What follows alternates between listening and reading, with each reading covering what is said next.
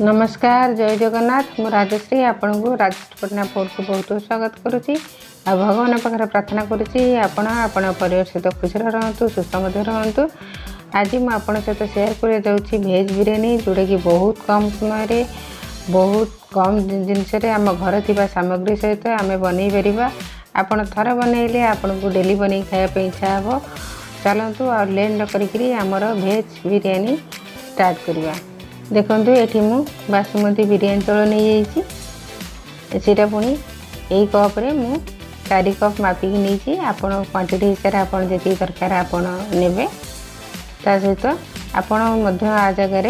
1 अंश चाउल जो अच्छी आपण व्यवहार करेंगे किसी खराब लगे। एवं आम आपको धोईकी गोटे साइड रखीदे तापाई मुझे परिवा नहीं बीन्स नहीं लंबा लंबा कर काटी नहीं गाजर नहीं बड़ बड़े काटी कैप्सिकम नहीं टी बड़ साइज रे काटिले सेटा बिरियानी बहुत भल हम ना छोट खाले मिल सहित फुलकोबी ये नहीं बड़ बड़े काटी नहीं ये परिवा सहित मुझे पनीर नहीं सहित ये मटर छुई नहीं मटर छुई मार्केट मटर छुई नहीं आप चाहिए फ्रोजेन मटर यूज करेंगे। सहित मुझे 2टा मीडियम साइज टमाटो छोट छोट कर काटी नहीं ये किसी धनिया पत्र नहीं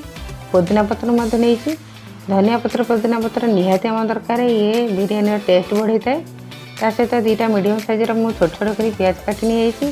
आ 2टा प्याज को मुझे लंबा लंबा कर काटी नहीं टोटाल मैं 4टा प्याज यूज कर आम कड़े की गरम कर नहीं जावा।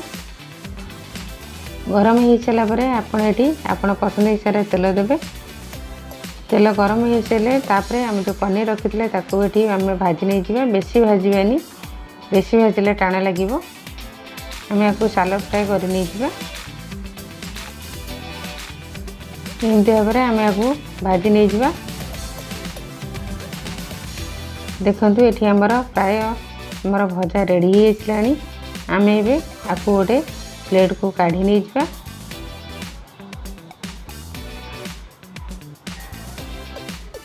तापर ये जो आमर तेल जो बड़ो ये आम पियाज जो लंबा लंबा काटी तो भाजी नहीं जावा। पियाज ये जल्दी भाजी हाँपाई मुझे टिके लुण व्यवहार कर लुण देले जल्दी आमर भाजी हो जाए आम आपको ब्राउन कलर हवा पर्यंत भाजवा। देखो ये आमर पियाज भाजी होगा आम एवं यही समय प्लेट को काढ़ी नहीं जावा कारण बेसी भाजिले सी आमर पोड़ी जीव कारण भाजला पर काढ़ला भी सी आहरी भी ब्राउन कलर होपर मुझे गरम मसला हिसाब से 4टा लवंग नहीं गोटे नाली लंका को छिंडी नहीं ये मु चक्रफूल नहीं डालचीनी नहीं गुजराती 4-5टा नहीं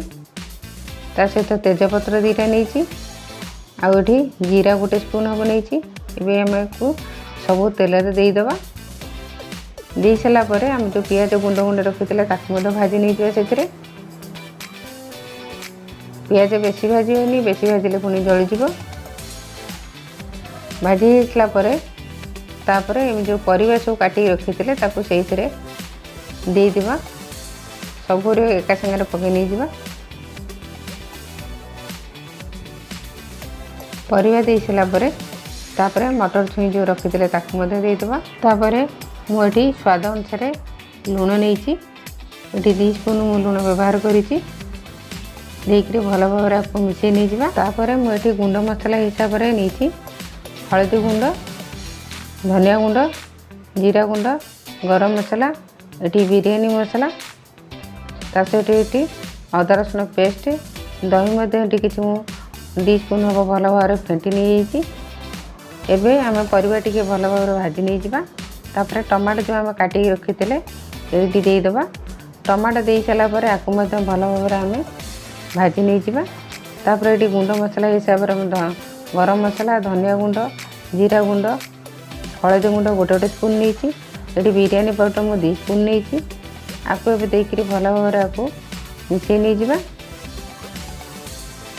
तापर ये भल भाव मिसी सारापर आम जो दही रखी दही सब देदेवा। दही जिते देवे गैस को सिम करदे सहित कंटिन्यूसली भाजी चलिए ना दही छिंडी जापे तापर किसी समय एमती भाजला परे आम अदा रसुण पेस्ट जो रखी ताकू देवा मुझे 2 स्पून नहीं ताकू भल भाव में मिसई नहीं मिसई सारापर देखो ये आमर केते बढ़िया भाव में आमर कलर चेंज आसला बहुत सुंदर भी देखा एबे आम ये लेयर करी चाउल देदेबा देखो ये चाउल जो धोई रखी ताकू देदेली ताकू भल भाव में आम खेली नहीं जावा खेली नहीं सारापर आम जो पनीर भाजी रखी से देदेबा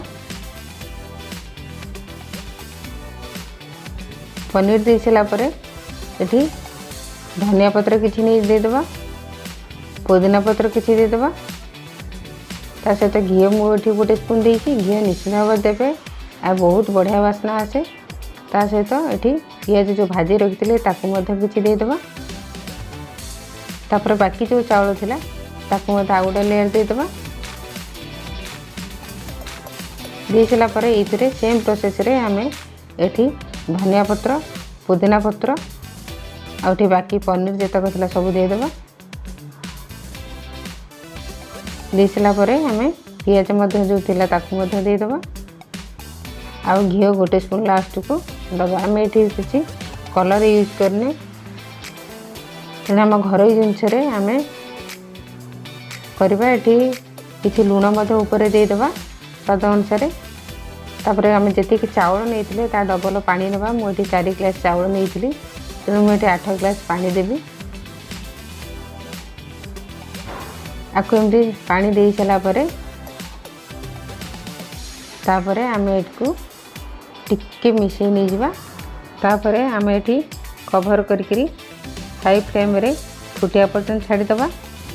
क्या फुटला आम आपको गैस को सिम करदबा देखो ये आमर फुटी आसला